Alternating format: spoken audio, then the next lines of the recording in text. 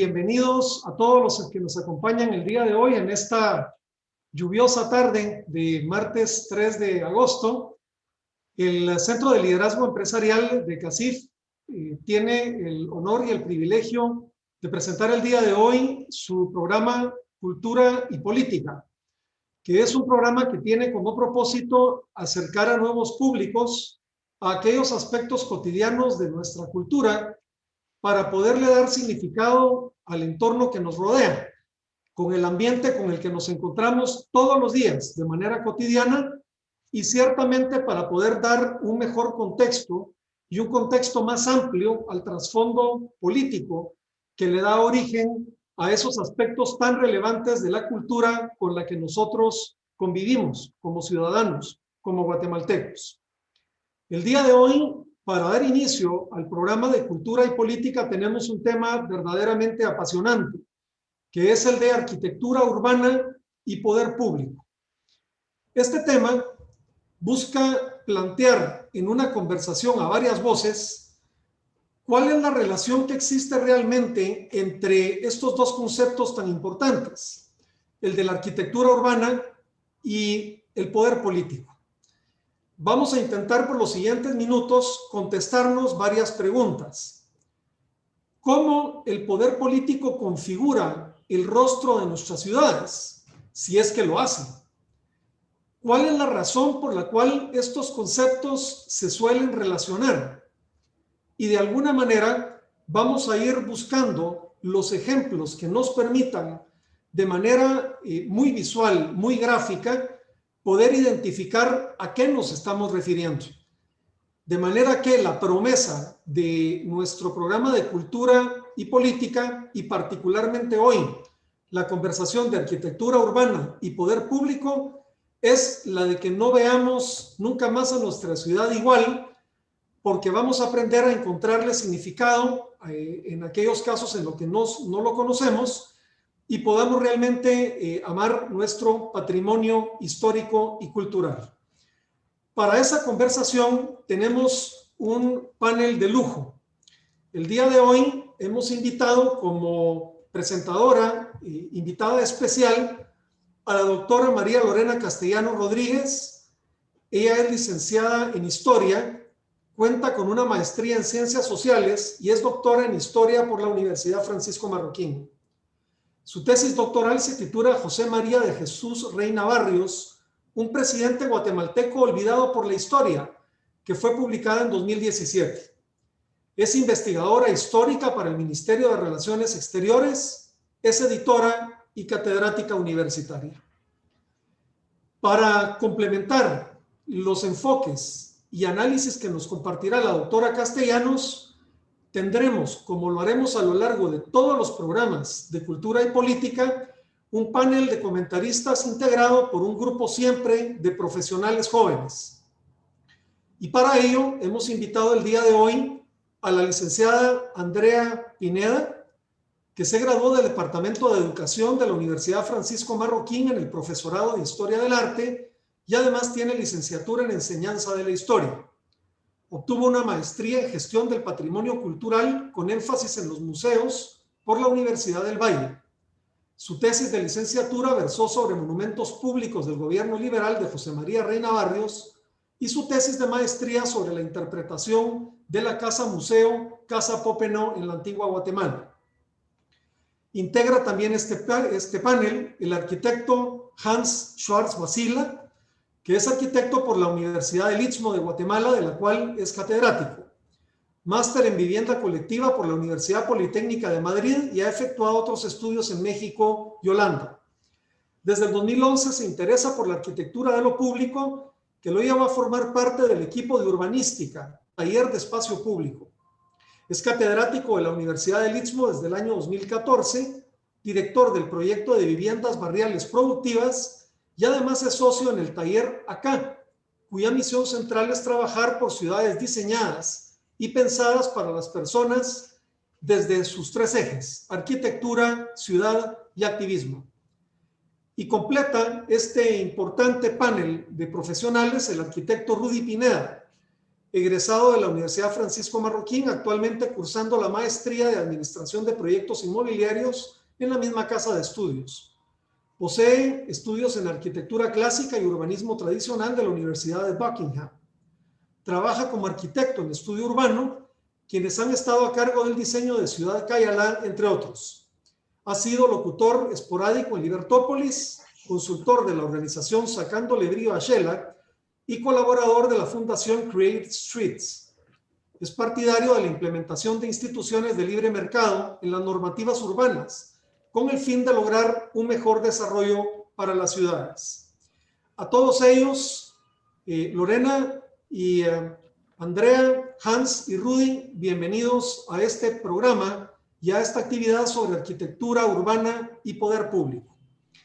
Para dar inicio a esta conversación interesante de hoy por la tarde, voy a iniciar, como lo haremos siempre, con nuestras actividades, con un pequeño video introductorio sobre el tema que ha preparado nuestro equipo editorial sobre el particular.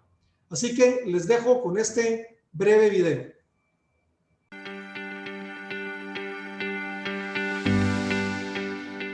Es una ciudad formada de ciudades enterradas, superpuestas, como los pisos de una casa de altos. Piso sobre piso, ciudad sobre ciudad.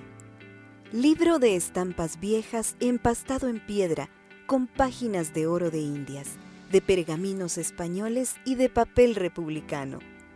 Cofre que encierra las figuras heladas de una quimera muerta, el oro de las minas y el tesoro de los cabellos blancos de la luna guardados en sortijas de plata. Dentro de esta ciudad de altos se conservan intactas las ciudades antiguas. Por las escaleras suben imágenes de sueños sin dejar huella, sin hacer ruido. De puerta en puerta van cambiando los siglos. Miguel Ángel Asturias, Leyendas de Guatemala. El Gran Jaguar existe en el centro de decisión de Tikal, una de las ciudades más importantes del clásico maya. La Acrópolis es un complejo de templos, palacios, plazas y estelas que cuentan los logros de una élite gobernante de hace más de 1500 años. Los montículos de Caminalhuyú, en la ciudad de Nueva Guatemala de la Asunción, recuerdan lo que en un momento fue uno de los centros comerciales más importantes del preclásico maya.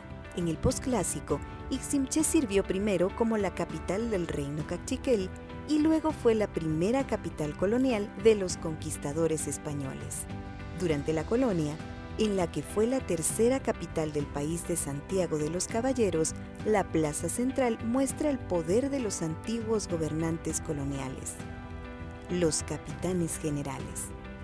También la del poder eclesiástico, la importancia del comercio y el poder de las élites locales en el ayuntamiento. El caudillo conservador y luego presidente Rafael Carrera mandó a construir el antiguo Teatro Carrera. El edificio cambió de nombre durante el período liberal y fue destruido en los terremotos de principios del siglo XX. La Revolución Liberal de 1871 inició un nuevo periodo político en el país que duró hasta 1944. Diversos gobernantes, buscando modernizar el país y crear una nueva identidad, introdujeron profundos cambios sociales, políticos, culturales y tecnológicos al país. Los más de 20 años de Estrada Cabrera vieron la construcción de los antiguos templos minervalios. El gobierno de Herrera se apresuró a construir el Palacio del Centenario en 1921 como el nuevo centro de gobierno. En el período de Ubico destacan el icónico Palacio Nacional, símbolo nacional del poder, el edificio de Correos, el edificio de la Tipografía Nacional, la Torre del Reformador y el Palacio de la Policía Nacional. Durante el período revolucionario, Guatemala fue la sede de los sextos Juegos Centroamericanos y del Caribe. Para 1950, el nuevo régimen había construido la ciudad de los deportes en lo que fue el barranco La Barranquilla. Más adelante, la construcción del centro cívico implicó el crecimiento de las instituciones públicas y nuevas corrientes arquitectónicas en el espacio público. En 1961, el presidente Idígoras Fuentes aprobó la construcción de la escultura de Tecumumán por el famoso artista Roberto González Goyri. El Teatro Nacional Miguel Ángel Asturias inició su construcción en 1963 con el plan del arquitecto Marco Vinicio Asturias y finalizó en 1978 con el diseño del maestro Efraín Recinos.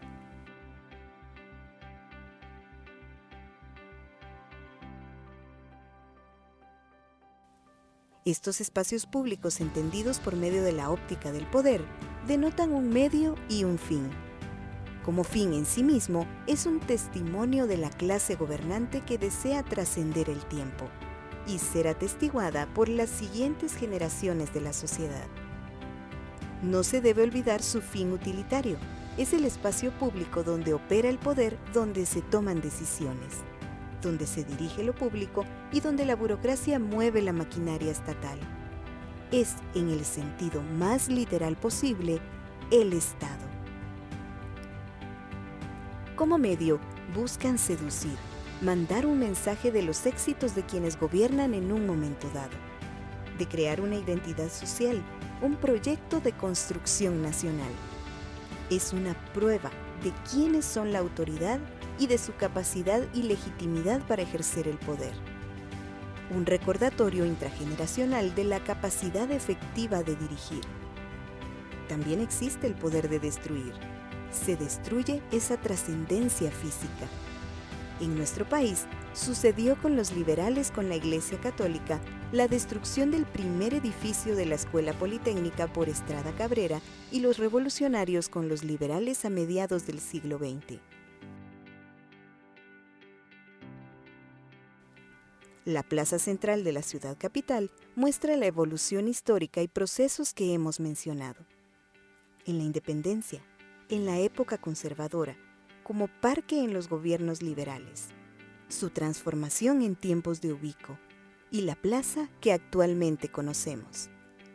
El paisaje urbano es testigo permanente de la evolución de nuestro país, en este caso de nuestra historia política.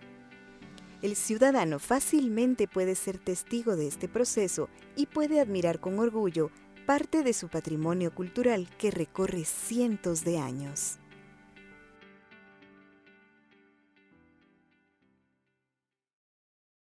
Interesante material que nos ha preparado el equipo editorial del programa de Cultura y Política. Tenemos ya servida la mesa para una conversación muy interesante con los profesionales que el día de hoy nos acompañan. Y para entrar directamente al primer bloque de esta conversación, que es la relación entre arquitectura y poder, quisiera yo hacer solo una muy breve reflexión. Hay una expresión que la he escuchado citada en boca de Schiller y a veces en boca de Goethe o de Schopenhauer, que dice: la arquitectura es música congelada. Yo quisiera parafrasear esta expresión y comenzar la conversación diciendo que la arquitectura es poder hecho piedra, y de alguna manera introducir la conversación así. En opinión de la doctora Lorena Castellanos, ¿existe realmente una relación entre la arquitectura y el diseño urbano y el poder político? Ese poder que ejercen las autoridades, los gobernantes, los tomadores de decisión. Lorena, ¿consideras tú que hay efectivamente una relación? Y si la hay, ¿qué puedes hablar de ella? Por favor, adelante. Buenas tardes. ¿Me escuchan bien? Te escuchamos. Ok. Bueno, para empezar tendremos que hablar de que la arquitectura no la podemos separar de su función como expresión de arte, que se considera también, podríamos decir que es la más útil de todas las artes, porque son espacios creados con un propósito que por lo general están destinados a reflejar formas de vida de una época o una cultura Por ejemplo, podríamos mencionar adaptaciones al clima, por decir algo. Podríamos hablar de usos y costumbres, tipos de ventanas, por ejemplo, que se usan, cocinas, los dormitorios, la organización del edificio en sí. La organización social y política es algo que no podemos evitar mencionar, en especial ahora, porque cada ciudad tiene una distribución y organización de los edificios dentro de un espacio dado que va a reflejar en sí precisamente esa organización política y social. También refleja una concepción filosófica del mundo en sus estilos, la decoración, por ejemplo, y si recordamos el neoclásico, o sea, hay toda la iconografía y los símbolos que se van a utilizar dentro de la arquitectura son elementos que comunican, están destinados a comunicar algo. Y por último, no podemos olvidar tampoco los avances tecnológicos para construir, porque de alguna u otra manera eso nos va a dar cómo está la sociedad en sí, los materiales que se usan para la construcción, el tipo de edificios que se hacen. Entonces, no podemos nosotros dejar de concluir después de esto, de que mucha de la arquitectura, especialmente como mencionaban en el video, todo lo que tiene que ver con la arquitectura urbana construida por un gobernante, tienen o no, o por alguna autoridad, diríamos, están creadas para mostrar poder. Pero ¿poder de qué tipo? ¿Qué tipo de poder podemos mostrar nosotros a través de una construcción? Bueno, podemos mostrar poder religioso.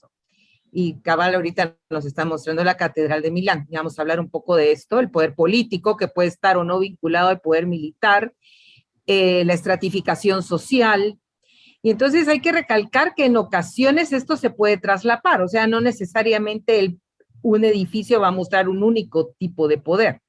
Y entonces esto pues nos va a llevar a dar varias exposiciones, digamos, en el tema de las catedrales medievales, en el libro de la sabiduría dice: Dios ordenó todas las cosas por su medida, su número y su peso. Podríamos decir que este es el fundamento de la arquitectura religiosa, y recordemos que las catedrales góticas concibieron que tenía que ser como un acercamiento a Dios, estaban dedicadas a evangelizar por el tema del analfabetismo, y entonces toda la obra tiene un propósito, el propósito de evangelizar básicamente. Entonces la catedral es la imagen visible de ese Dios invisible, podríamos decir en un cierto sentido. Por otro lado, ese mismo tema de la evangelización lo vamos a tener dentro de todo lo que van a ser las iglesias coloniales, en sus fachadas, en sus retablos, que narran una historia. Entonces, eso pues es obvio. Aquí tenemos el Vaticano, San Pedro, es una manifestación de poder absoluto ahí como edificio y como conjunto. Si recordamos que Constantino es uno de los primeros en empezar a llegar a las peregrinaciones por estar aquí la tumba del apóstol Pedro, y en ese altar mayor fueron coronados muchos emperadores y reyes. Entonces aquí vemos un traslape de cómo un edificio se convierte en un reflejo del poder, no solo religioso, sino también político. Y pues esta obra, hablando específicamente del Vaticano y de la Plaza de San Pedro, es un conjunto que busca impactar a quien lo contempla, sea creyente o no. O sea, eso es algo que a cualquiera impacta. El tamaño de la plaza, la ubicación de las esculturas, los mensajes colocados, sea escritos o iconográficos, siempre impresiona. Entonces, esto es algo que nosotros no podemos no visualizar. Tendríamos, cuando pase la siguiente van a ver una imagen del Escorial, de Versalles, pero el Escorial, digamos, es otro que va a estar en esto, que va a personificar ese poder absoluto, el absolutismo de Luis XIV, el Rey Sol, que va a ser que este centralismo, la monarquía absoluta, va a continuar hasta el surgimiento del nacionalismo en el siglo XIX, pero podríamos bien decir que esta es la representación arquitectónica física de los consejos de Maquiavelo: mantén cerca a tus enemigos. Entonces es una forma en que Luis XIV va a mantener a toda, a todos juntos, ahí a la nobleza junta, para no poner en peligro la estabilidad de su monarquía, como monarca absoluto que es. Y esto lo vamos a ver repetido en el Escorial. Si vamos ya a otro tipo de ciudades más americanas, Washington, D.C., es otra que va a mostrarnos otro tipo de poder en el sentido de esa urbanística que presentó L'Enfant cuando edificó una ciudad estilo neoclásica con esa racionalidad de ilustración, porque los edificios del mall y todos sus alrededores están estratégicamente puestos, alineados, con una vista de uno a otro. Hay una comunicación, hay un diálogo entre todos los edificios ahí y no es casualidad. Entonces esto fue, podríamos decir, delicadamente planificado, porque está realmente expresando algo, y es la expresión de poder. Recordemos dónde toma posesión el presidente de Estados Unidos, es en el Capitolio, y de hecho el Capitolio es el centro de los 4 cuadrantes en los que está dividida la ciudad. Lorena, ¿tú afirmarías entonces que de alguna manera lo monumental está asociado a la arquitectura del poder político y que esa expresión monumental transmite una sensación de poder y de fortaleza de parte de las autoridades? Claro, por supuesto que sí, porque te dice aquí estoy presente, no, o sea, es obvio, evidente que ahí está, no puedes no verlo. Yo quisiera pasar ahora, gracias Lorena, a Hans. Hans, si tú tuvieras que decirnos ejemplos, digamos, de esta relación arquitectura, urbanismo y poder, y si coincides, digamos, en términos de esta relación que hay, como bien lo explicaba Lorena, ¿qué pudieras compartirnos? Bien, pues de muchas civilizaciones lo que conocemos es la arquitectura pública, ¿no? La vivienda en muchos casos estaba en segundo plano, o era construida con materiales endebles, como fue el caso de, por ejemplo, la civilización maya. Lo que conocemos son los templos, las calzadas, las plazas, en fin. La arquitectura del urbanismo o la forma de los edificios y de las ciudades nos da una radiografía de la vida de las personas. Y por eso esta imagen que pueden ver ahí, a mí me gusta mucho porque esto es en Estambul, antes Constantinopla, fue capital del Imperio Romano, del Imperio Bizantino, del Imperio Otomano, y tiene como todas estas capas de historia, ¿no? Y entonces vemos del lado izquierdo Santa Sofía, basílica del Imperio Bizantino, transformada en una mezquita después por el Imperio Otomano, agregándole estos 4 elementos, estas 4 torres, porque era un edificio tan imponente que la única forma de un nuevo imperio de apropiarse de ese paisaje era disfrazándolo un poco para que pasara a ser esta mezquita, ¿no? Y de hecho es interesante porque todos los edificios o todas las mezquitas que vemos después replicadas en la ciudad toman la misma tipología de Santa Sofía. Y entonces es una forma de decir, sí, así son las mezquitas, así hacemos las mezquitas, y vemos todo este paisaje colonizado por mezquitas con la misma tipología, que en realidad está replicando una tipología de una iglesia católica, ¿no? Pasa lo mismo, por ejemplo, con la mezquita de Córdoba. Este es un caso inverso. Esta era una mezquita originalmente y tiene una iglesia implantada en el centro. Y muestra entonces y va construyendo estas distintas capas de poder y de historia. El Imperio Romano, por ejemplo, no se caracterizó solo por su arquitectura, sino también por su red de calzadas, que les permitían movilizar rápidamente tropas, y por eso el alcance que tuvieron en Europa, Asia, África, Pero eso fue modelando también la manera en la que se estructuraban las ciudades, en la manera en la que se conectaban las ciudades, ¿no?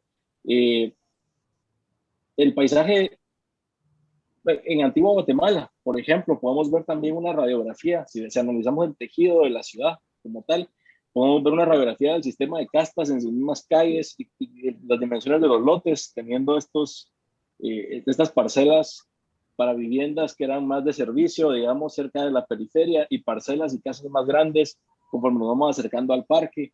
Entonces, yo creo que incide tanto en la forma de los edificios como la forma y el tejido mismo de la ciudad.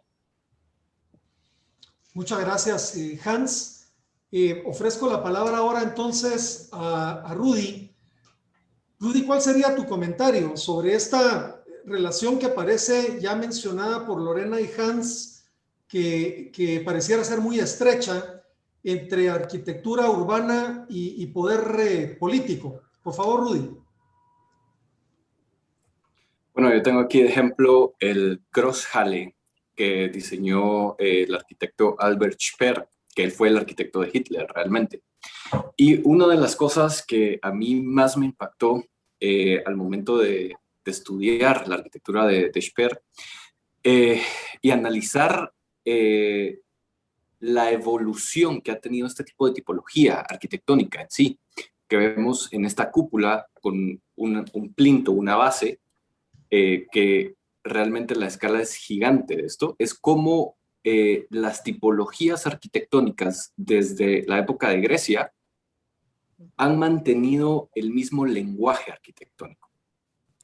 La tipología en este caso tiene el nombre de tolos. En la antigua Grecia y en Roma se utilizaban para marcar centros religiosos o lugares de rito, y conforme la evolución de la historia y de la humanidad, o sea, la tipología se ha mantenido como centro en la mayoría de la historia como centros religiosos, porque el punto del tolos es marcar un centro, marcar un punto de reunión a donde todo el mundo está viendo. Que lo mismo ocurrió en los inicios de la Basílica de San Pedro, por ejemplo, como estaba explicando Lorena. La Basílica de San Pedro originalmente era una planta de tolos, sus 4 lados eran iguales, y posteriormente, debido a una reforma que hubo en la iglesia, se expandió con una nave central. Luego tenemos un esbozo de lo que podría ser una traslación de la tipología al ámbito privado, que ocurre con Palladio, por ejemplo. Todas las villas palladianas, o la mayoría de villas palladianas, utilizan la tipología de tolos. Y la idea de Palladio, porque él era renacentista en sí, quería que las personas vivieran en templos. Esa era la búsqueda, la expresión de por qué utilizar la tipología de tolos en una residencia. Y finalmente, el más cercano, y el ejemplo que tengo acá, es el de Albert Speer, que precisamente lo que él buscaba era mostrar el poder centralizado para Hitler, en donde adentro del Großhalle lo que iba a ocurrir era que Hitler iba a dar discursos, se iba a poner en la base, no, ¿cómo se llama eso? Se me olvidó. La plataforma. En la plataforma, en el podio, perdón, y el Großhalle iba a estar lleno de gente. Esos eran los dibujos que se mostraban anteriormente. Y sí, podemos regresar a la imagen que muestra toda la ciudad de Berlín, el plan esa precisamente. Esto es también, o sea, parte de una evolución de querer demostrar el éxito que el nazismo tendría a nivel mundial, o sea, no solo a nivel de país, sino a nivel mundial, porque se replica también la idea de construir una ciudad con un urbanismo clásico, muy similar al de Washington. Entonces, lo que se busca, o lo que buscaba Speer aquí, era enmarcar vistas hacia los edificios cívicos importantes y después rodearlo y esparcir el resto de edificios funcionales hacia el gobierno, realmente. Entonces, lo que ocurre aquí es que Speer, ya con todo el conocimiento histórico que él tenía de antes, busca utilizar el concepto de lo sublime. Lo sublime se puede entender o se puede percibir de dos formas, como algo grandioso que ocurría con las iglesias góticas y que te llena de paz, pero al mismo tiempo te genera un sentimiento de miedo, o, en este caso, como dice Speer, de poder y de miedo y de respeto. Entonces, la arquitectura y sobre todo el diseño urbano permite manipular ese lenguaje y establecer una relación de poder con respecto a la sociedad. Que no solamente este poder tiene que ser de los gobernantes hacia el pueblo, sino, como en este diagrama, que es de Leon Krier, se puede generar un buen diseño completamente distribuido y de uso mixto, en donde se muestra cómo el poder político puede estar subyugado al pueblo en sí, a la sociedad en sí. Que esa también es una de las principales funciones de las plazas y de los parques, enfrente de los edificios cívicos que tenemos. Rudy, muchísimas gracias. Yo creo que en este primer bloque hemos visto ejemplos muy importantes extraídos del ámbito religioso, del ámbito político y básicamente en temas también de diseño urbano de las ciudades. Yo creo que la relación entre arquitectura y poder está estrechamente vinculada, como nos lo han comentado quienes han participado en este primer bloque, y quisiera tal vez, para cerrar este primer bloque, solo dejar dos comentarios relacionados con ejemplos inmediatos. El primero, no sé cuántas personas de las que hoy nos están siguiendo han estado en la escalinata del edificio del Ministerio Público en el barrio de Gerona. La primera sensación que transmite el edificio del Ministerio Público es poder. Es un edificio enorme, gigantesco, que transmite la imagen de pesado, digamos, una construcción muy sólida, que desde lo visual está ya enviando la sensación de que estamos frente a una institución que tiene poder. Así que este es un ejemplo que me parece muy interesante para los que quieran, digamos, sentir un poco esa sensación. Y luego comentar también muy brevemente que en una de las imágenes que Lorena ponía de Washington pudimos ver unos grandes bulevares. París es el caso también de una ciudad que se diseñó con bulevares anchos, de una manera que no solamente fuera una razón meramente de paseo, sino por una razón político-militar, que tiene que ver desde la posibilidad de poder desplazar tropas de manera fácil cuando se hizo este diseño, hasta el tema del mismo control social de la población. Así que hay elementos interesantes de vinculación de arquitectura y poder que vamos a continuar analizando en los siguientes bloques. Entro entonces al segundo bloque, ya hablando un poco más de la realidad nacional, de la realidad guatemalteca. Y siempre comienzo con este comentario. Hay una expresión que se repite mucho y es que la historia la escriben los vencedores, y que son los vencedores los que hacen los libros de historia y los que construyen los edificios que luego vemos.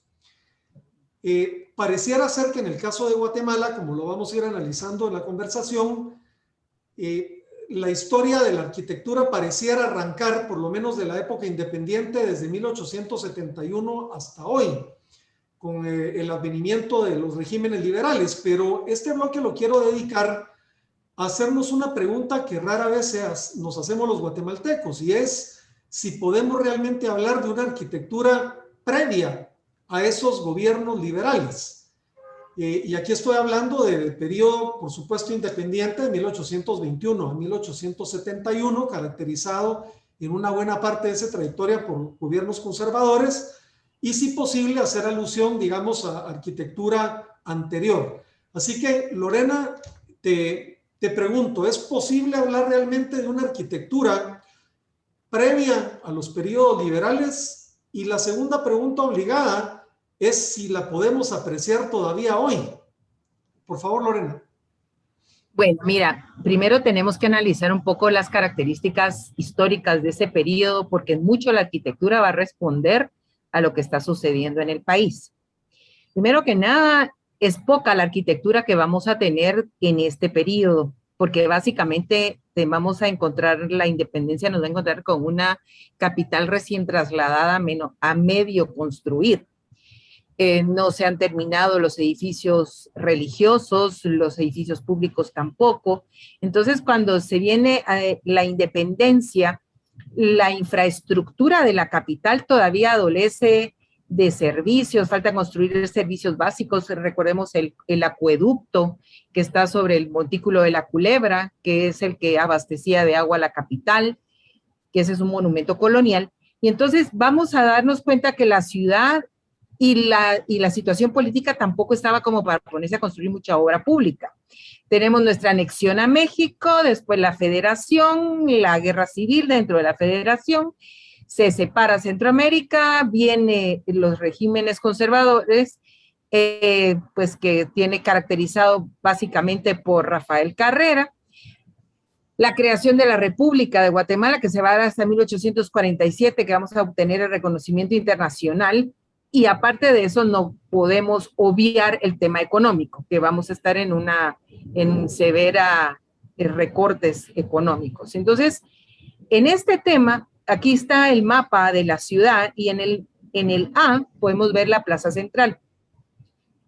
Como hablábamos anteriormente, todo lo que está cerca, creo que fue Rudy el que lo dijo, todo el que está cerca de la Plaza Central, alrededor de la Plaza Central están concentrados los poderes, porque esto viene de esa traza urbana colonial, renacentista, que tiene sus antecedentes romanos, y todas las personas que de la élite, digamos, van a estar, mientras más cerca de la plaza están, más importante eres, digamos, dentro del entorno social. Y entonces, en este momento, y aquí tenemos la Plaza Central como era. El número 1 era el Palacio de Gobierno, el número 2 era el Ayuntamiento, el número 3 es el Palacio Arzobispal, y el número 4 tenemos la Plaza Central, que era la Plaza de Armas, donde estas son las cajoneras, que es el mercado, pero se llamaba Plaza de Armas porque se presentaban armas. Entonces ahí teníamos el poder político, militar y religioso, todo alrededor de una plaza. Entonces, en este periodo, y aquí están presentando armas en este grabado antiguo, y si pueden ver la catedral no tiene ni siquiera el campanario. Entonces, vamos a tener, aparte de esto, una vez que va trasladándose este periodo, vamos a tener que hay una necesidad de defender la ciudad, y van a ser dos los edificios icónicos de este momento. Bueno, está el Teatro Carrera, que después va a ser el Teatro Colón, pero digamos no es tanto un símbolo de poder, porque eso lo había empezado a construir Mariano Gálvez, sino que vamos a tener los dos fuertes, el fuerte de San José de Buenavista y el fuerte de Matamoros. Entonces, ¿por qué? Porque en este momento vamos a tener la batalla de la Arada, donde El Salvador y Honduras invaden Guatemala, vamos a tener las correrías de Morazán previamente en todo lo que es el proceso de separación de la Federación Centroamericana. Entonces es una época de inestabilidad política. Entonces aquí el fuerte de San José de Buenavista y que es el fuerte de San Matamoros, la función que van a tener es la protección de la ciudad. Y entonces podríamos decir que es el poder militar en este momento el que va a dominar la escena, porque no tenemos, pues, por esa razón. Y la otra cosa, y aquí ya que está la imagen acá, es el tema de los cementerios. El cementerio del Sagrario, que estaba donde ahora está el Mercado Central, que fue pasado después, evacuado de ahí por Mariano Gálvez por el tema del cólera, pasado a San Juan de Dios, donde ahora está el hospital en parte de esos terrenos. Se destruye con los terremotos del 17 y del 18 y se construye el cementerio general. Entonces no podemos hablar de una obra pública muy extensa en este momento, precisamente por la situación económica y política que está viviendo el país. Entonces, yo ahí, pues, sería básicamente esos dos, y que todavía los podemos ver, pues, Matamoros y San José. Muchas gracias, Lorena. Efectivamente, y creo que es una invitación para que, digamos, estos resabios de esa arquitectura preliberal las podamos apreciar en lo que todavía, digamos, continúen existiendo como tales, ¿verdad? Porque estos por los acontecimientos políticos y militares han sufrido transformaciones muy grandes, ¿verdad? Algunos fueron destruidos en buena medida. Andrea, bienvenida, muy buenas tardes. La invitación es entonces a hacer un poco la misma pregunta y Lorena mencionaba también el caso del Teatro Carrera, que me gustaría también pudieras elaborar sobre ello, pero comienzo un poco lanzándote la pregunta general. ¿Es posible hablar de una arquitectura urbana característica y caracterizada del periodo antes de los gobiernos liberales? Por favor, Andrea. Ok, gracias. Buenas tardes a todos. Muchas gracias por la invitación. A pesar de todos los problemas técnicos de hoy, al fin me puedo conectar. Pero sí, tal vez sea un poco difícil mencionar como algún ejemplo de arquitectura urbana durante el periodo conservador. Es por eso que me gustaría tomar un ejemplo. Bueno, esta diapositiva de ahorita era de un ejemplo que tenía de la pregunta pasada. Que yo también quería hablar de Roma, porque Roma fue esta ciudad concebida desde sus inicios como ciudad capital. Entonces, aquí pueden ver que justamente rápidamente hay un proyecto urbanístico por el Papa Carlos Sixtino V, que hace una serie de vías que conectan toda la ciudad. Pero regresando a la segunda pregunta, sí, tal vez sea un poco difícil hablar sobre arquitectura urbana durante el periodo conservador, por eso me gustaría a mí tomar un ejemplo, que es justamente de la época precolombina, ya que las ciudades mayas estaban conformadas por edificios públicos y rituales colocados alrededor de una plaza. También habían conjuntos habitacionales, calzadas anchas, canchas de juego, de pelota, etc. Y un dato importante es de que la arquitectura urbanística de este periodo se va a ir adaptando a los puntos cardinales y a las trayectorias astrales. Eso es un punto bastante importante. Bueno, por practicidad yo hablaré de Tikal, ya que es una de las metrópolis más importantes del periodo clásico y además que con su arquitectura logra materializar esa hegemonía de todos los linajes de los gobernantes. Justamente lo que hablaba Hans, Rudy y Lorena en el segmento anterior. Bueno, entonces en Tikal podemos encontrar 4 acrópolis. Y yo por acrópolis me refiero a una construcción de edificios, bueno, obviamente van a ser de edificios ceremoniales a gran escala, donde normalmente encontraremos 2 poderes, el político y el administrativo, que van a estar juntos. Entonces, de estas 4 acrópolis que se encuentran en Tikal, yo me quiero centrar en Acrópolis Norte, ya que aquí muestra una larga y compleja secuencia constructiva, pero también vamos a encontrar tumbas reales. Entonces, ¿eso qué es lo que hace? Que lo convierte en una necrópolis. Entonces, la dinámica del desarrollo urbano en este lugar estará regido por las actividades cívico-rituales. En Acrópolis Norte podemos observar grupos de pirámides, ya sea de forma de triadas, o sea, formando 3, o los famosos quincunces. Bueno, el quincunce, para el que no sepa, es una disposición geométrica de 5 piezas, en este caso son 5 edificios, de modo que 4 van a ir siendo colocados en las esquinas de un cuadrado imaginario. Y el restante va a quedar en el cruce de las diagonales, es decir, en el centro. Y ojo que eso tiene una relación con los puntos cardinales, de lo que veníamos hablando, de que tiene toda una relación con los astros. Y además de la arquitectura, también encontramos una plaza llena de monumentos, que siendo este el centro simbólico realmente de la Acrópolis Norte, ya que es justamente esta diapositiva, ya que las inscripciones que se encuentran en todas las estelas que vemos ahí al frente permitirán reconstruir toda la historia de los reyes que ahí están enterrados.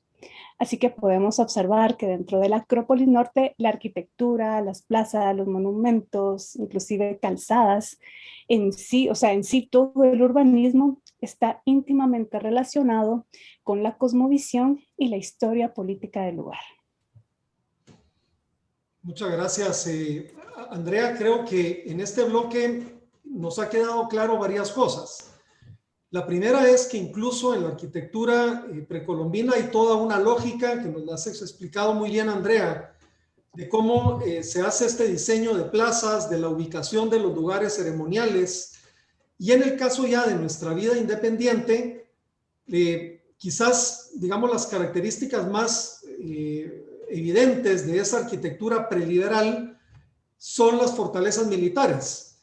Y en parte, ciertamente, por lo que Lorena muy bien mencionaba, era una nación que comenzaba, que empezaba a surgir, tampoco tenía, digamos, muchos recursos económicos para dedicarse a la construcción, digamos, de gran arquitectura pública, así que probablemente de 1871 para atrás los ejemplos son escasos, salvo lo que mencionaba Andrea, es la arquitectura, digamos, precolombina y por supuesto la colonial de la que hablamos en el primero de los bloques. Voy a pasar entonces ahora al tercer bloque, entrando quizás en uno de los periodos más fértiles de la relación entre arquitectura urbana y poder público. Me refiero concretamente a los regímenes liberales. La Revolución de 1871 dio prácticamente un giro copernicano en el ambiente político, en el ambiente social, en el ambiente económico y por supuesto en el ambiente arquitectónico. Y este periodo liberal se caracterizará desde 1871 hasta 1944 por gobiernos que deciden invertir en obra pública y no solamente en las labores propiamente económicas, sino, digamos, en este tipo de arquitectura de rostro de poder político. Y muchas veces asociado a ese concepto de progreso que los regímenes liberales querían transmitir, que no solo es el caso de Guatemala, es el caso de los países en donde estos regímenes fueron muy notorios. Hay libros que explican esa, digamos, casi que continuidad en el mensaje de la necesidad de construir este tipo de arquitectura monumental por parte de los regímenes liberales, precisamente para dar esa imagen de progreso.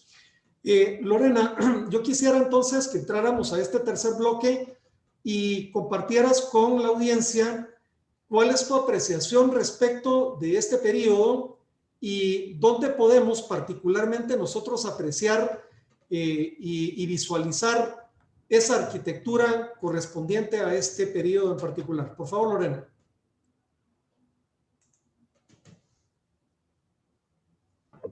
Perdón, tenía apagado el micrófono. Una de las cosas que tenemos que también es caracterizar este periodo. En este periodo va a haber, como bien decías tú, un esfuerzo por la construcción de la infraestructura, porque ya pasamos el momento de estabilización como nación y ya en este momento podemos dedicarnos a crecer. Pero hay un elemento que va a ser fundamental y va a influir en el momento, que es el tema de la industrialización. Ya la revolución industrial está en su pleno apogeo, obviamente, en Europa, pero esa influencia empieza a llegar a toda América a través del telégrafo, el ferrocarril, el teléfono, la energía eléctrica. Entonces, los liberales, por ese mismo tema del progreso y por esa, pues, liberarse de una cierta tradición que consideran que los tiene en retraso y atrasados a la evolución de la sociedad, que es la influencia de la iglesia, entonces van a dedicarse a hacer este tipo de proyectos. Primero tenemos que ver, y aquí hay un mapa de la ciudad de Guatemala hacia 1894, y vemos cómo la planificación urbana es, ahí sí que planificada, se va a dar de una forma ordenada. Se planifican, se compran los terrenos y entonces se urbaniza.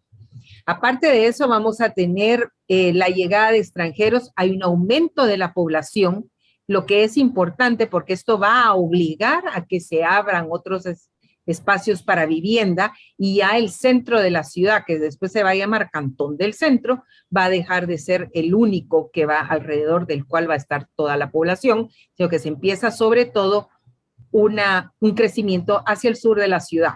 Y aquí tenemos a Reina Barrios con la ampliación de la Séptima Avenida, con la Avenida de la Reforma, Paseo 30 de Junio, que realmente es la prolongación de la 10ª Avenida, que va a pasar por Barranquilla.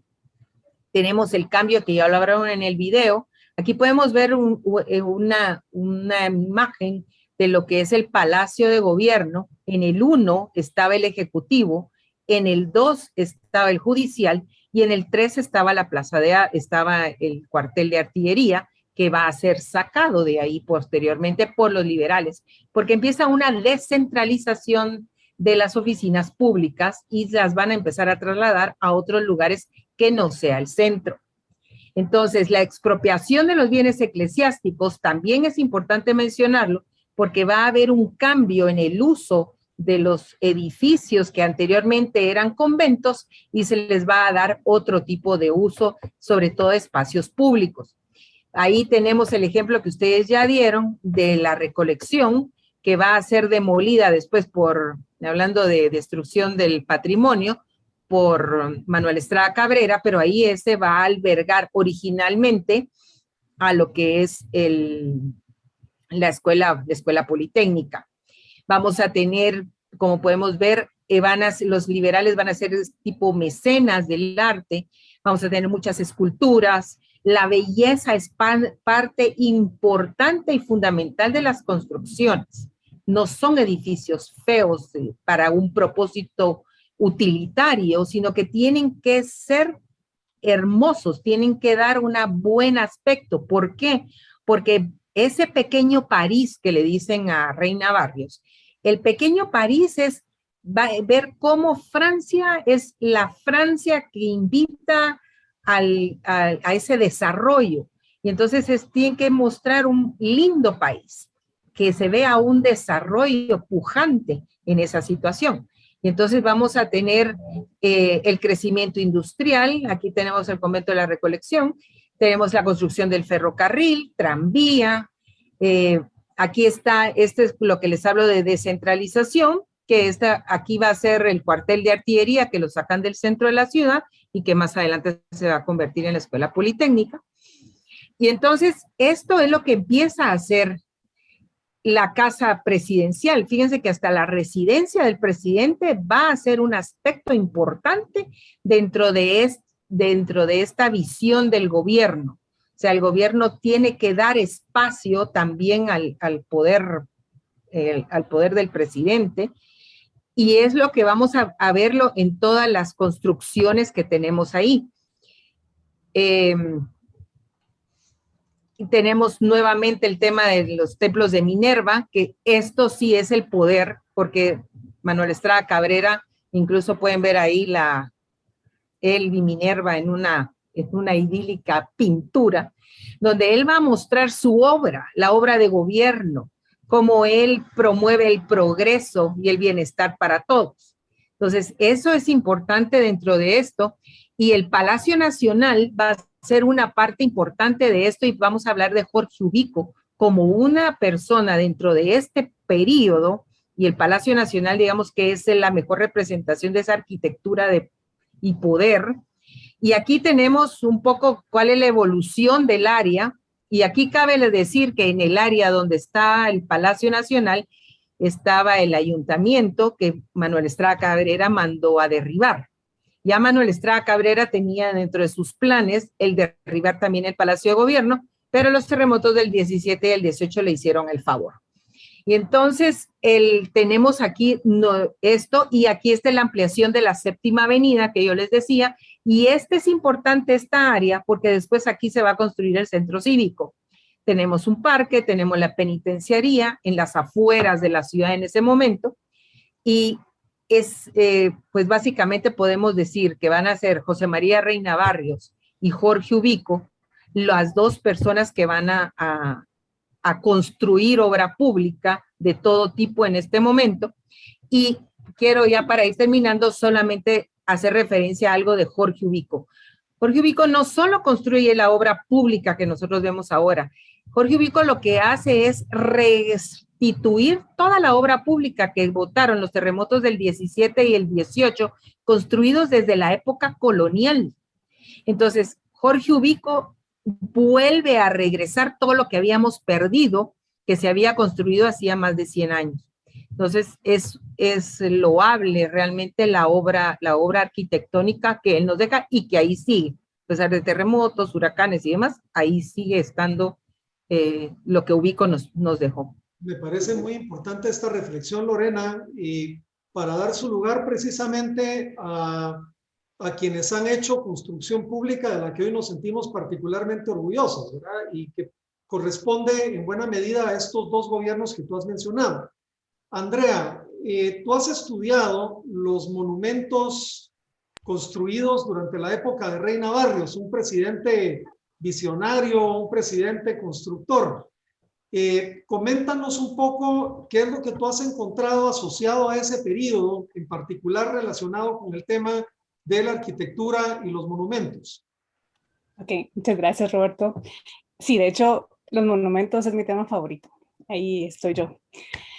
Y es que es hasta con José María Reina Barrios donde realmente podemos hablar de monumentos. Sí, anteriormente tenemos dos ejemplos, que sería la Fuente Carlos III, que en un inicio estuvo en la Plaza Mayor y que actualmente se encuentra en la Plaza de la España.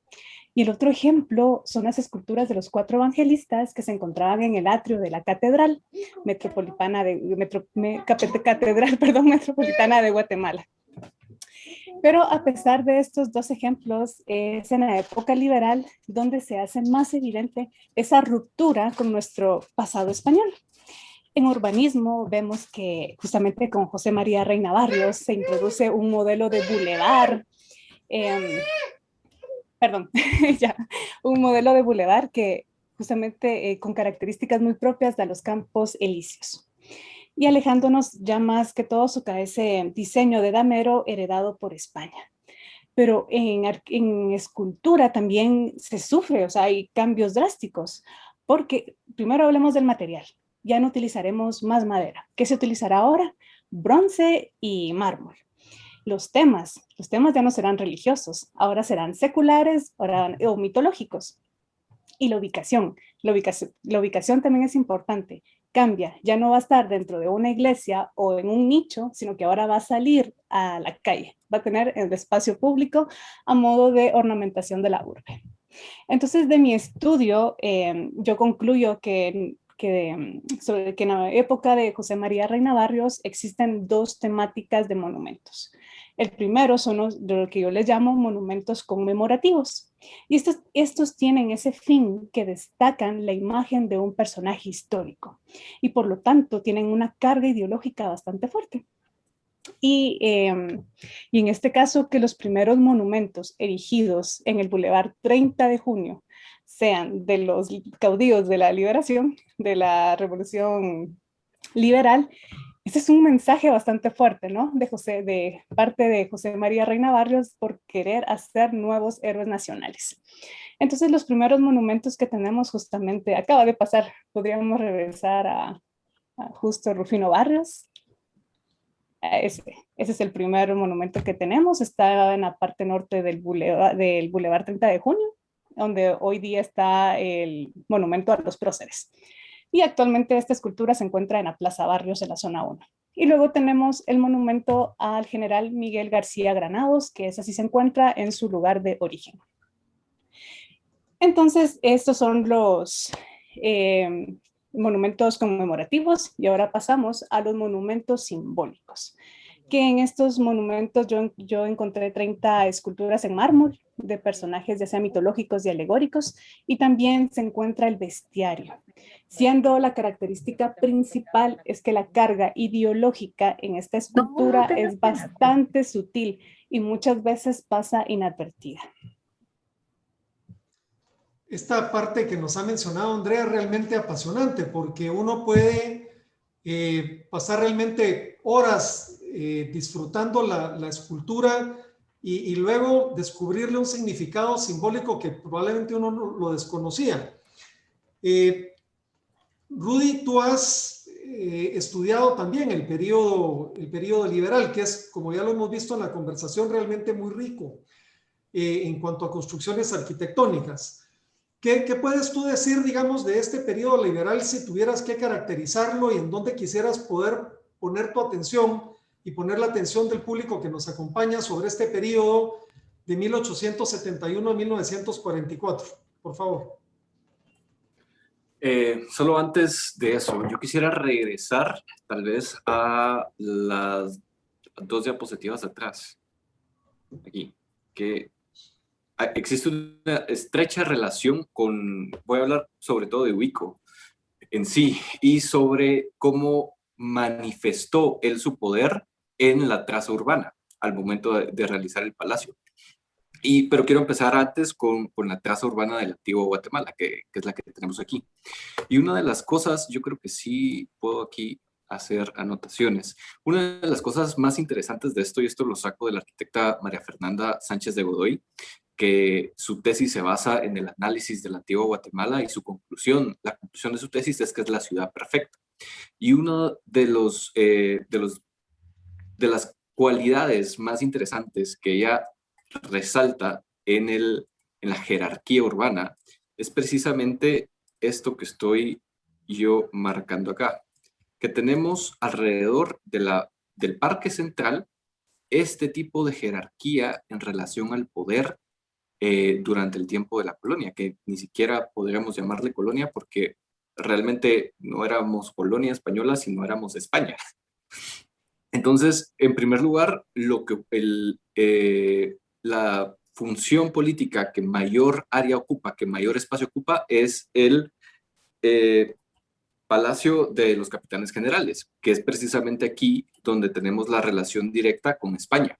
Luego, la siguiente jerarquía es la catedral, el poder religioso, que si se dan cuenta ocupa la mitad de la cuadra. O sea, ya no es una cuadra completa, sino que es la mitad, o sea, posee una menor cuota de poder. Y finalmente el poder local, que es la municipalidad, que tenemos acá, que ya es un cuarto de una cuadra. Y el resto es el poder cívico, social, que es el comercio, básicamente. Y otra de las cosas interesantes de este diseño es que precisamente en este portal del comercio se retrocede para poder mantener una visual directa en esta calle, y con la iglesia se mete hacia la calle para que sirva de remate visual para estas dos calles de aquí. Ahora, esto es importante, no sé si podemos regresar a los otros dos mapas, por favor. Esto es importante y eso tal vez lo voy a resaltar en este de aquí, que apenas sí se mira, pero lo que hace Ubico, lo dijo acá, es que tenemos acá el Parque Central, tenemos el poder religioso de un lado, tenemos el palacio de este lado, y de este lado tenemos el comercio, y de este otro lado también había más comercio, porque aquí estaba el arco chino. Pero no se encuentra el Congreso. El Congreso Ubico lo ubica en otra calle con menor importancia. Para él es, o sea, marcar y decir, aquí el poder soy yo. O sea, con eso él estaba indicando que no era el Congreso el que tomaba las decisiones, sino que iba a ser él el que iba a tomar las decisiones. Entonces, también en el diseño y en la ubicación de los edificios cívicos, nosotros podemos leer y entender quiénes en ese periodo de construcción mantenían una mayor cuota de poder. Eso me parece fascinante el comentario, Rudy.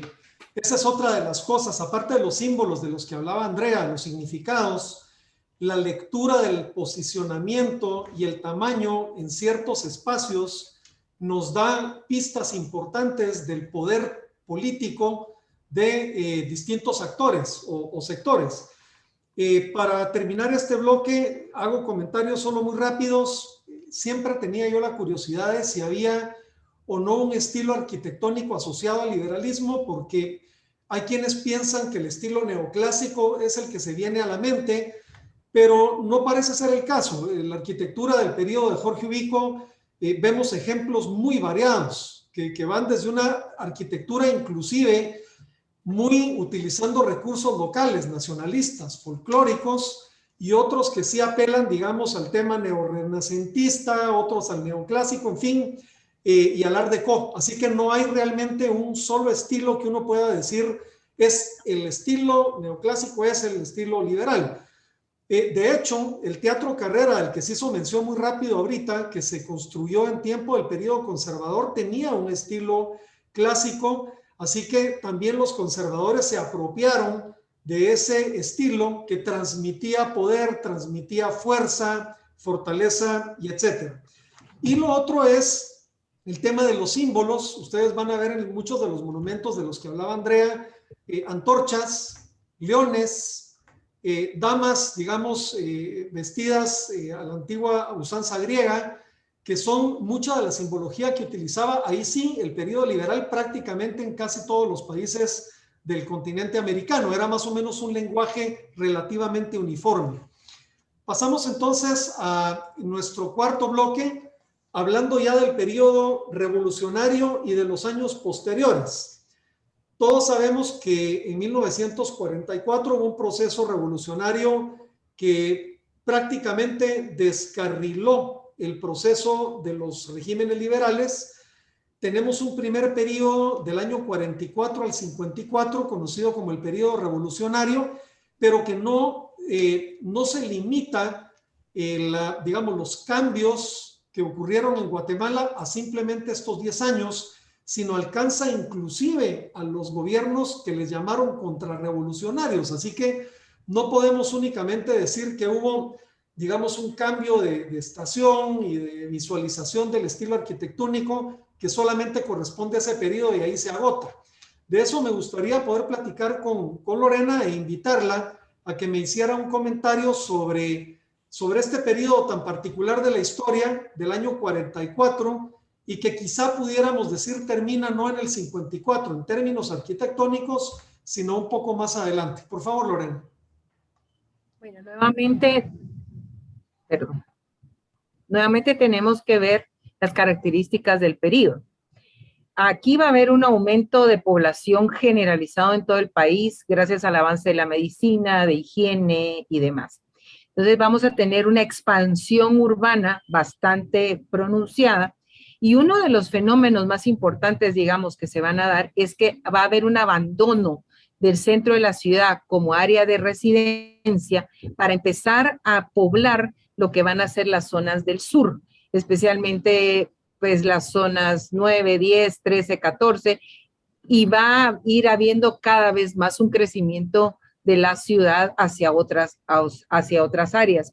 Ese abandono del centro va a hacer que el centro se vaya convirtiendo en una zona comercial.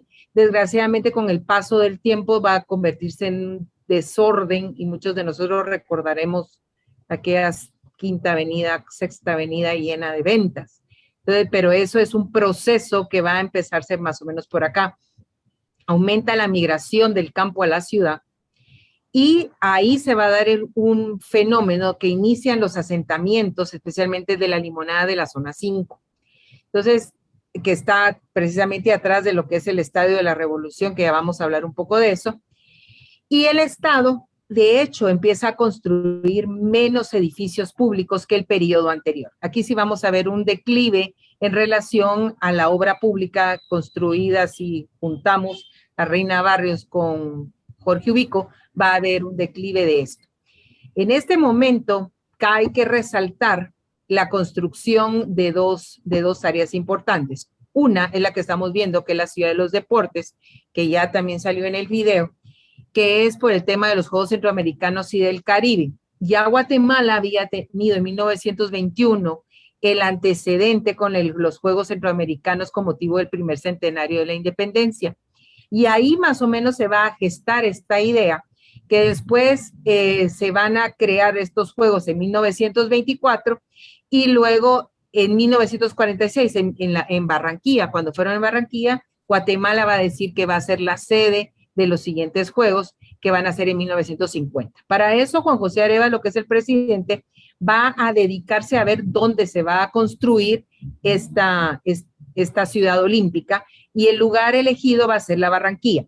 La Barranquilla era en época de Reina Barrios, cuando él hizo, gracias, la ampliación de esto, vamos a ver que él tuvo que hacer un relleno ahí porque pasaban, era como un río de aguas negras, para hacer la ampliación de la 10ª Avenida, que es lo que se llamaba Paseo 30 de Junio. Entonces, este proyecto acá ya estaba, digamos, iniciado y ya en este momento se van a hacer nuevos rellenos para poder construir la ciudad de los deportes, que va a ser todo el área de la Barranquilla. La siguiente, digamos, construcción importante de este periodo, que ya va a ser más en el periodo de la contrarrevolución, es la construcción del centro cívico.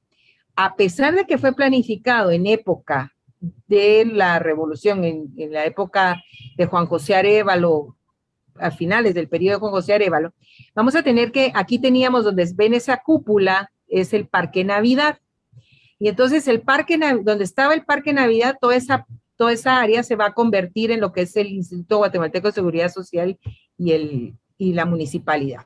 Una cosa importante que solo Ubico había hecho antes es contratar a grandes artistas nacionales y arquitectos nacionales para la decoración de estos edificios que todavía van a guardar la estética. Aquí podemos ver a Carlos Mérida contemplando el mural que hizo en el Instituto Guatemalteco de Seguridad Social, pero él también decoró la parte interior del crédito hipotecario, tiene también otro mural adentro del Banco de Guatemala, pero este centro cívico, aunque no lo crean, está como alineado, tiene una alineación estilo lo que hemos estado hablando.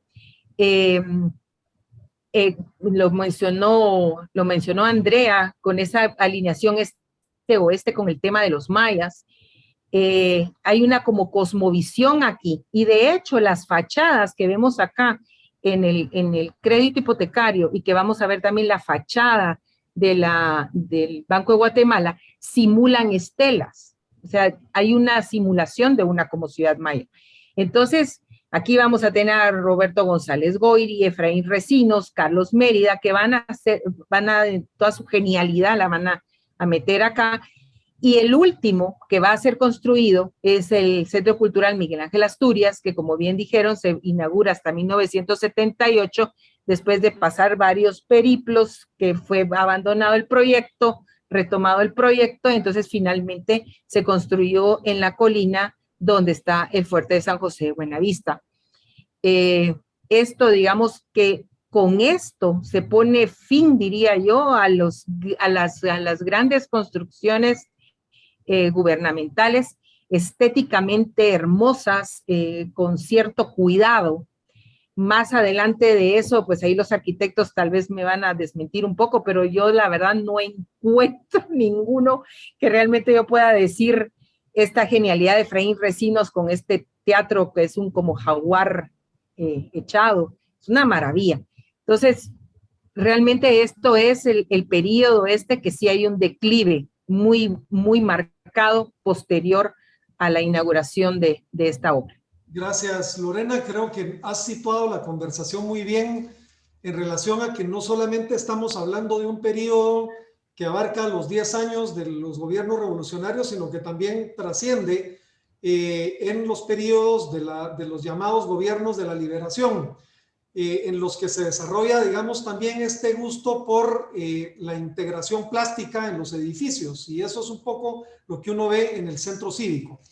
Hans, tú has también estudiado bastante el periodo. Me gustaría que hicieras un comentario sobre cuáles han sido tus hallazgos sobre este periodo que abarca 44-63 y algunos detalles que puedan ser de interés para el público.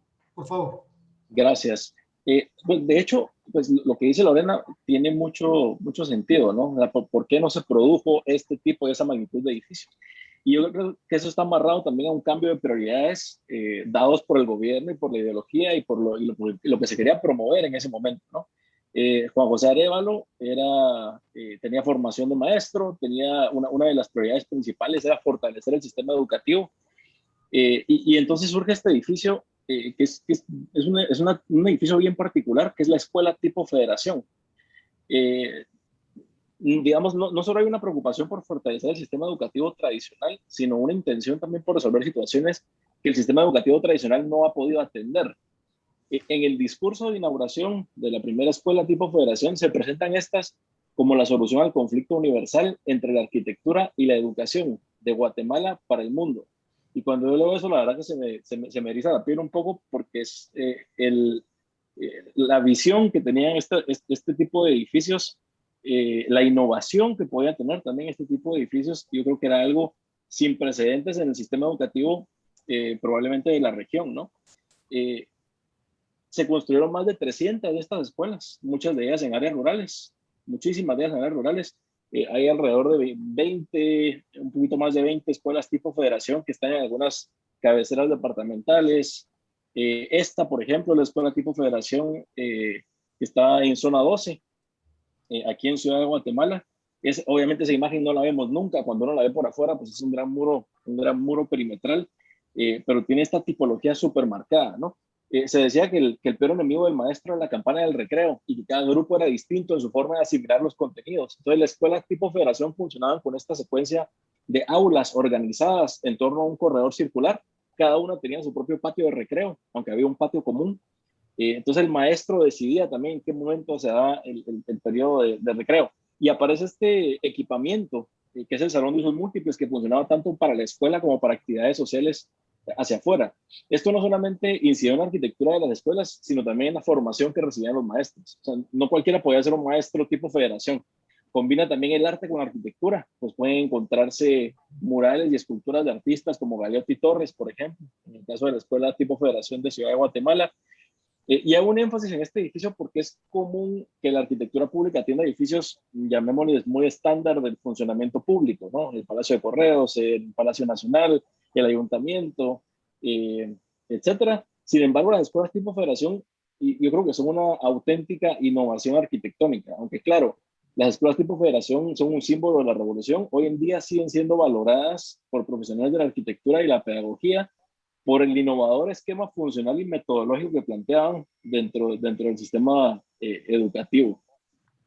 Gracias, Hans. Hans nos ha recordado que la arquitectura de este periodo post-liberal, y particularmente enfocado en ese primer periodo de la década revolucionaria, alcanza no solamente arquitectura de monumentos o arquitectura, digamos, de plaza pública, sino también mezcla elementos con la pedagogía y el sistema educativo. Y digamos, el concepto que había detrás se ve realizado, digamos, en construcción. Rudy, digamos, ¿qué pudieras comentar de este periodo tan particular que fue el periodo revolucionario, los gobiernos posteriores de la liberación y lo que Lorena llamaba el declive de la arquitectura pública en el país? Por favor. Bueno, no solo es el declive de la arquitectura pública, es el declive de la arquitectura de Guatemala, y es cuando la ciudad empieza a morir realmente. Y no podemos hablar de este periodo sin mencionar los sucesos que estaban pasando a nivel internacional, que sobre todo en el mundo de la arquitectura, que era el auge del modernismo, sí, del movimiento moderno. Y una de las cosas que yo he encontrado analizando y estudiando el movimiento moderno es que tampoco podemos desligar la creación conceptual, el marco conceptual del modernismo de la ideología política del cual surge, que es en sí el marxismo, el socialismo. Y aquí tenemos a los dos grandes representantes, que del lado derecho tenemos a Le Corbusier y del lado izquierdo tenemos a Walter Gropius. Y ambos tuvieron una muy grande influencia en Latinoamérica, sobre todo en cuanto a implantar sus ideas. Le Corbusier en cuanto a las ideas urbanísticas y Gropius en cuanto a las ideas arquitectónicas, en cuanto a la idea de la depuración. Una acotación aquí directa que ocurre en relación al simbolismo del modernismo es que los edificios no tenían decoración, no tenían ornamento, porque al momento de seguir la ideología socialista nos encontramos que todos somos iguales, ya que todos tenemos que ser iguales, que todos no podemos resaltar algún ornamento o algún significado extra que quisiéramos exponer. Y aquí están las dos formas en las cuales hicieron ellos su propaganda: Le Corbusier a través de sus textos como hacia una arquitectura, y Walter Gropius a través de su escuela en la Bauhaus, que después de la Segunda Guerra Mundial se traslada a Estados Unidos en Harvard directamente. Curiosamente, uno de los 6 arquitectos estudió directamente con Walter Gropius, y también eso es posible verlo en la arquitectura del centro cívico. Continuemos, una más. Otras más. También aquí quisiera platicar en cuanto al centro cívico. Se están dando cuenta que podemos hacer una comparación formal con la unidad habitacional de Le Corbusier y los edificios modernistas. También tenemos las expansiones en cuanto se deja de diseñar de manera tradicional la urbe y se empieza a diseñar de manera lineal, basada en el carro, en el automóvil. Y esta es una de las razones por las cuales ahora nosotros sufrimos de tanto tráfico, de tanto tránsito. Siguiente. Quiero llegar a este mapa, precisamente. En este mapa, en 1951, durante el periodo de Martín Prado Vélez, Aguilar Batres establece lo que se conocía en ese entonces como el plano de zonificación de la ciudad. En ese entonces, lo que hoy conocemos como zonas le decían cantones, y lo que eran las zonas las zonas de uso de suelo de la ciudad de Guatemala.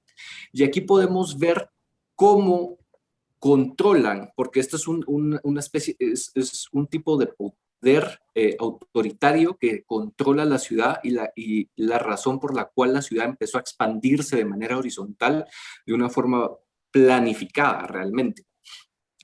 Y podemos leer esta cita que a mí me llama mucho la atención, porque desde entonces ya estaban integrando, o Aguilar Batres ya tenía la idea de que con esto él iba a poder controlar la economía. Porque precisamente él dice: para regular el uso de la tierra, estabilizando, no paralizando el valor de uso de suelo, y garantizar de esa manera el bienestar y la salud de los habitantes, protegiendo también sus inversiones en bienes raíces. Se ha previsto un plan de zonificación procurando que, sin mengua de su bondad, contrarie lo menos posible la situación espontánea, a fin de reducir a un mínimo los usos que resulten inconformes por el emplazamiento contradictorio al plan. Entonces, ¿qué hace Aguilar Batres?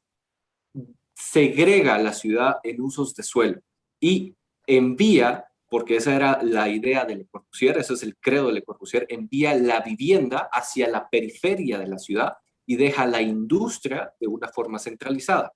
En Guatemala eso tenía sentido, y Aguilar Batres fue bastante racional en ese respecto, porque toda la zona industrial él la ubicó a lo largo de la vía del tren, pensando que de esa manera, o sea, iba a tener sentido que ahí iba a estar la industria realmente. Pero también planificó la idea de que se tenía que expandir la ciudad de manera solo con usos de suelo residenciales, y esa es la razón por la cual él planificó el periférico, que no se construyó en su época, pero que sí lo dejó planificado. Con eso se produce un cambio, digamos, radical en la manera de concebir la ciudad como tal, Rudy. Sí, totalmente.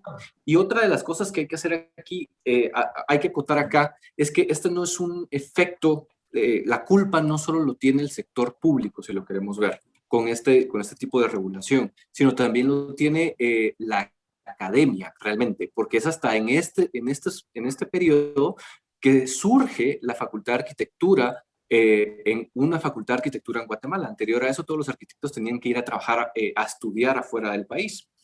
Y lamentablemente la escuela o el conocimiento que se enseña en esta nueva facultad es de índole modernista. Entonces, a partir de ese entonces, se cría una nueva generación de constructores y de arquitectos y de profesionales que solo estaban pensando en modelos modernistas de expansión de ciudad. Por eso es que vemos tanto suburbio en las periferias de nuestra ciudad, y por eso es que esa forma de expansión fue tan predominante durante todo este tiempo, hasta la actualidad incluso. Gracias, Rudy. Yo creo que esta reflexión da para una conversación completa que probablemente vamos a agendarla más adelante. Estamos entrando ya en la parte final de nuestro webinar. vamos a tener un bloque pequeño para hablar de un tema probablemente desagradable y es la destrucción de la arquitectura y de los patrimonios. La imagen icónica de la estatua de Saddam Hussein jalada por cables de metal y los iraquíes dándole chancletazos es una imagen muy icónica, muy reciente. Pero no solamente está asociada a ese periodo, sino un poco todo lo que hemos visto muy recientemente con movimientos sociales que se han dedicado sistemáticamente a destrucción de monumentos y de arquitectura. Lorena, ¿puedes darnos tu comentario sobre este tema? Bueno, nosotros como nación, el tema de la destrucción está relacionada básicamente a dos escenarios. Uno, que la naturaleza no nos ha hecho ningún favor. O sea, tenemos terremotos que van y vienen, huracanes, erupciones volcánicas, que eso han destruido una cantidad de patrimonio, pero de verdad es lamentable, sin que podamos hacer nada al respecto. Luego están las causas políticas, que se vienen a asociar a razones ideológicas, guerras. Bueno, voy a ir como hablando un poco de esto, viendo ciertas imágenes. Vemos aquí un edificio colonial que era el convento de la Tercera Orden de San Francisco, que se convierte en el edificio de correos cuando se hacen las expropiaciones de las órdenes religiosas, se cae con los terremotos del 17 y del 18, y Jorge Ubico restaura nuevamente el edificio de correos, que tiene una semejanza al arco de la Antigua, ¿verdad? El arco de Santa Catarina de la Antigua. Luego tenemos el Palacio de Gobierno. El Palacio de Gobierno tiene una historia que tal vez me voy a parar un poquito a hablar de eso, porque es algo que se pierde dentro de nuestra historia. El Palacio de Gobierno colonial, que es el que tenemos en la parte superior izquierda, ese edificio, si bien es cierto, se cae con los terremotos del 17 y 18, como podemos ver en la siguiente imagen, y estaba planificado para ser demolido por Manuel Estrada Cabrera. De hecho, Manuel Estrada Cabrera demolió el ayuntamiento, el edificio del ayuntamiento que se encontraba donde actualmente está el Palacio Nacional de Guatemala, y ahí viene toda una leyenda, que el Portal del Señor, y que bueno. Luego nos viene en 1921 el centenario, y entonces se construye el Palacio del Centenario, que es prefabricado. No iba a albergar a las oficinas de gobierno, iba a ser solo para los festejos. Y ese desgraciadamente se quema en 1925, un Viernes de Dolores. Hay quien dice que hubo mano criminal de los estudiantes de la huelga de Dolores, otro dice que fue un cortocircuito. Bueno, no sé.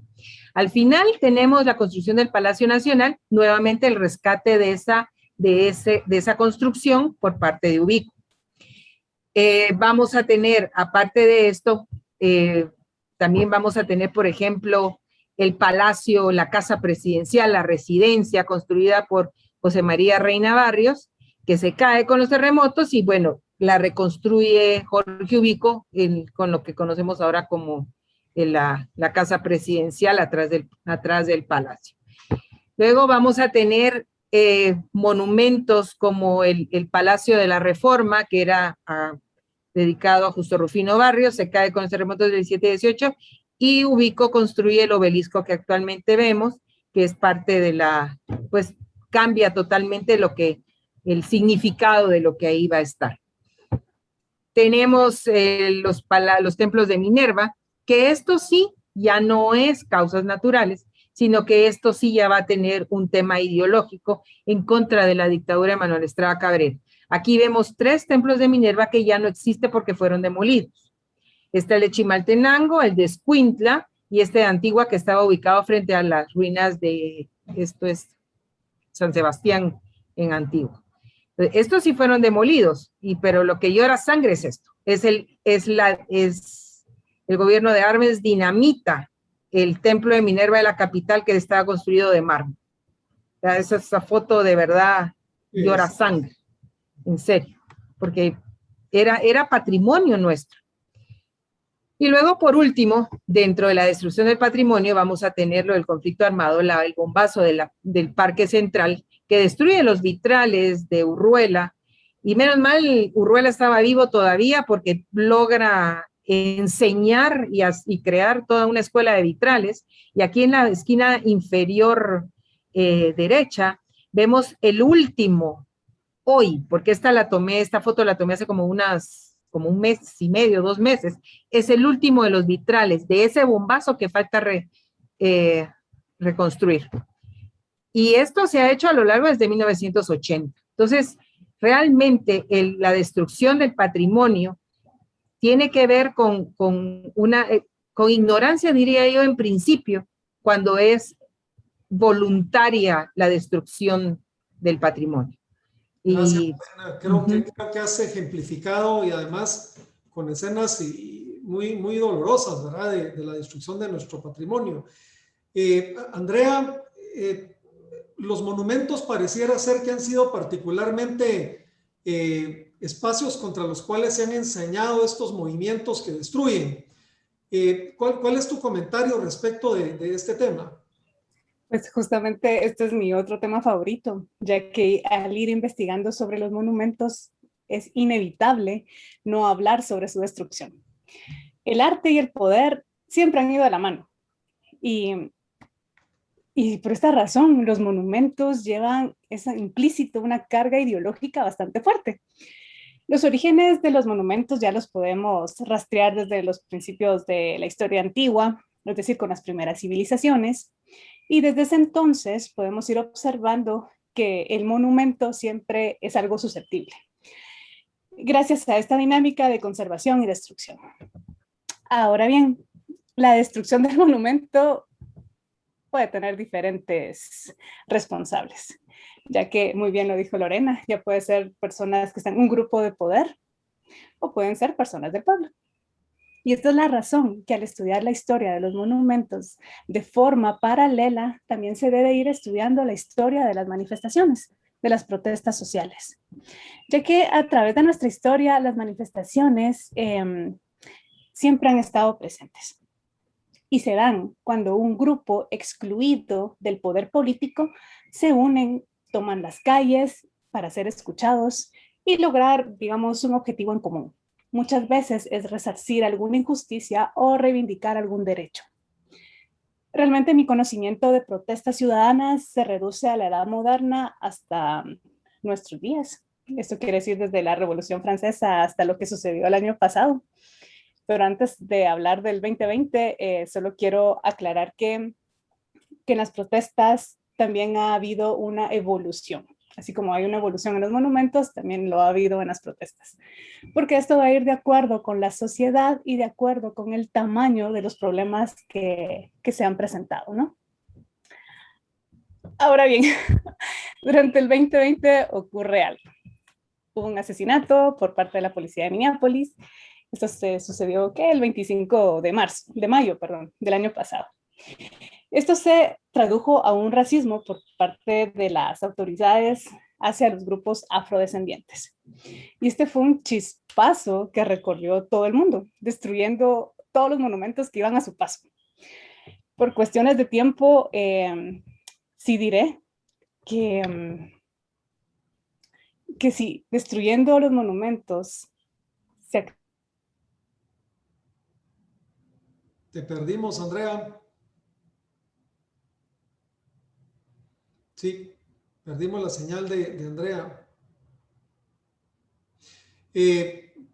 Seguramente regresa en un momento, pero quisiera ofrecerle la palabra a Hans para que comentara un poco sobre este tema en particular, sobre la destrucción de arquitectura o monumentos y sobre qué es lo que estamos viendo hoy en relación a este tema. Hans, por favor. Yo creo que pues en este segmento estamos hablando de destrucción de arquitectura y movimientos públicos como una acción política, pero quisiera aprovechar para hablar de la no producción de arquitectura o la calidad de arquitectura y monumentos públicos que hoy estamos produciendo. Cómo son, por ejemplo, las escuelas que se están construyendo hoy en día, cómo son los centros institucionales que se construyen hoy en día, cómo son las plazas, cómo es la arquitectura pública. Hoy pudimos reflexionar sobre todas las capas que hemos construido a lo largo de la historia. Nos permite entender nuestra cultura, ver hacia adelante. Pero ¿qué reflexiones vamos a poder hacer dentro de 20 o 50 años cuando estemos analizando esta época, ¿no? La no existencia de arquitectura pública también habla del punto en el que estamos como sociedad. ¿Qué capas de historia estamos construyendo hoy? Estamos construyendo capas de historia relevantes.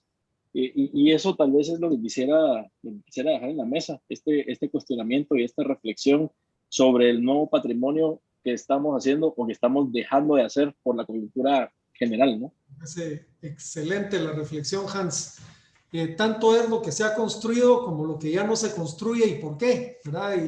Y con esa reflexión yo quisiera entrar en el último segmento, que es pedirles a todos ustedes una recomendación de libros libros o audiovisuales, para que el público que nos acompañe, que quiera profundizar sobre el tema que hemos conversado hoy, pueda digamos, buscar ese material.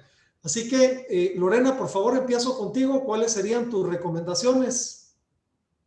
Bueno, este libro que tenemos en pantalla sería uno que yo recomendaría, que es La Nueva Guatemala antes y después de los terremotos, de Arturo Taracena Flores. Tiene imágenes muy lindas de Guatemala antes y después de los terremotos, que nos permiten hacer como hilo de cómo ha evolucionado la ciudad, y tiene maravillosas fotos antiguas. Entonces yo de verdad lo recomiendo.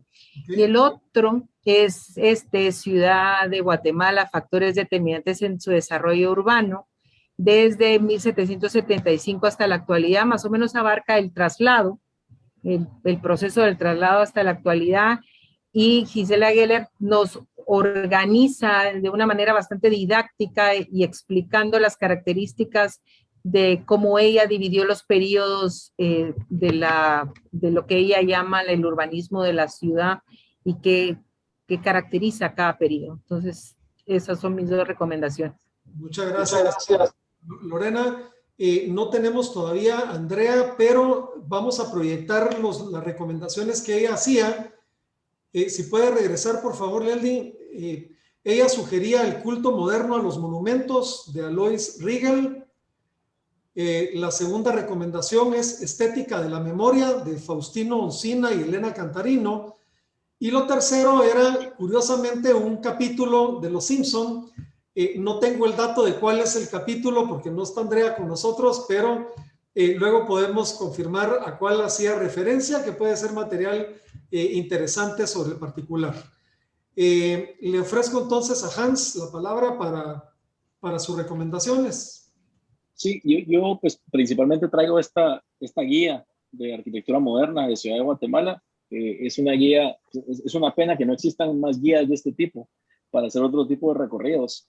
Pero esta guía, como el mismo libro indica en sus textos, no es un catálogo, es una invitación abierta a todos para salir a caminar por la ciudad mientras comparten la historia de la arquitectura construida durante la segunda mitad del siglo XX. Entonces tiene pequeños textos de algunos de los edificios ahí presentados, pero tiene también recorridos caminables, ¿no?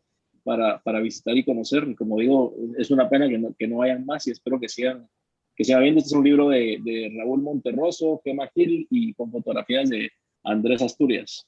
Gracias, Hans. Rudy, por favor, tus recomendaciones literarias. Bueno, este primero, Making Dystopia, de James Stephen Scurll, es un libro increíble que narra precisamente cómo pasamos a nivel mundial, cómo pasamos de hacer edificios bellos con significado que demostraban realmente los valores de las sociedades, a pasar a hacer arquitectura sin significado, depurada de todo tipo de decoración, y básicamente sin sentido. O sea, cómo pasamos de hacer arquitectura clásica y tradicional con todos los estilos pluralísticos que existen, a buscar solo hacer un estilo hegemónico que es el modernismo en sí. Y también tenemos acá el libro de Leon Krier sobre Albert Speer. Este libro es increíble para lograr entender cómo se puede materializar el poder en urbanismo y en arquitectura realmente. No es un tipo de lavado del nazismo, porque la tesis de Krier en este sentido es aprender las cosas buenas que logró producir Albert Speer y cómo nosotros podemos aplicar eso con otro tipo de significados, o sea, los mismos tipos de estrategias, pero con otro tipo de significado a nuestras ciudades para poder restablecer eso que perdimos durante el modernismo.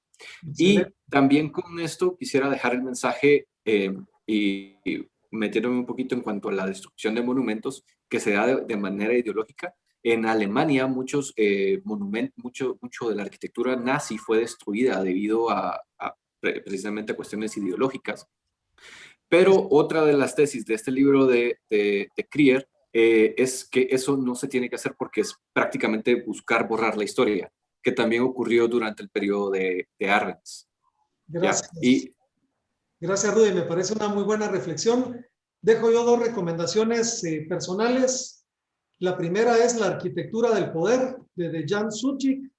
Es un libro muy interesante que narra cómo dictadores, políticos y ahora hasta, digamos, magnates buscan precisamente reflejar su poder en la estructura arquitectónica de las ciudades. Me parece un recorrido muy interesante. Y para concluir, recomiendo el libro José María de Jesús Reina Barrios, un presidente guatemalteco olvidado por la historia. Es un excelente trabajo preparado por nuestra apreciada doctora Lorena Castellanos, que hoy nos ha acompañado, que es un análisis precisamente del periodo, uno de los periodos más fecundos de construcción de la arquitectura liberal, y creo que es un excelente trabajo rescatando, como ella bien dice, una pieza de la historia que probablemente estaba olvidada. Todos estos libros los vamos a poner en lo que nosotros llamamos la biblioteca del CLE, para que ustedes los puedan buscar, así que si no pudieron tomar nota, luego los vamos a subir a una pestaña para que ustedes tengan acceso a estos libros y la recomendación de dónde puedan encontrarlos. Quiero concluir el webinar de hoy con 3 conclusiones muy rápidas. La primera, cuando uno tiene la curiosidad de leer y conocer un poco más sobre la historia, y particularmente de la ciudad o del lugar donde uno vive, los espacios y las piedras le hablan a uno. Y realmente uno llega a descubrir el gusto por la ciudad donde vive, que no solamente es un espacio donde uno está, sino donde uno interactúa. La segunda es que no nos quedemos solamente con las narrativas de los libros o las narrativas que a veces recibimos de un profesor A o B. Yo creo que es importante indagar más, escaparnos de esos revisionismos que hoy tratan de poner bajo una luz negativa, como ya lo vimos hoy, a periodos que han sido muy fértiles en construcción de arquitectura. Y lo tercero y último, la importancia de preservar nuestro patrimonio. Hemos recibido de nuestros padres la arquitectura que hemos visto hoy aquí reseñada, y es nuestro deber y responsabilidad legársela también a nuestros hijos en mejor estado de cuidado. Yo les agradezco, doctora Castellanos, arquitectos Hans Schwartz y Rudy Pineda, y a la licenciada en Historia de Arte Andrea Pineda, que hoy nos han acompañado. Hemos tenido un excelente público que nos ha acompañado. Las personas que quieran hacer llegar preguntas específicas a los panelistas pueden hacerlo a digital@casif.org.gt, digital@casif.org.gt, y nosotros le haremos llegar a los panelistas las preguntas específicas que ustedes quieran hacer llegar. Muchísimas gracias a todos por su atención. Les anticipo la próxima actividad que tendrá que ver con cinematografía, así que invitamos a todos a estar pendiente de nuestro segundo programa de cultura y política. Mientras eso sucede, por favor, cuiden su salud y cuiden la salud de sus seres queridos. Que tengan todos ustedes una buena noche.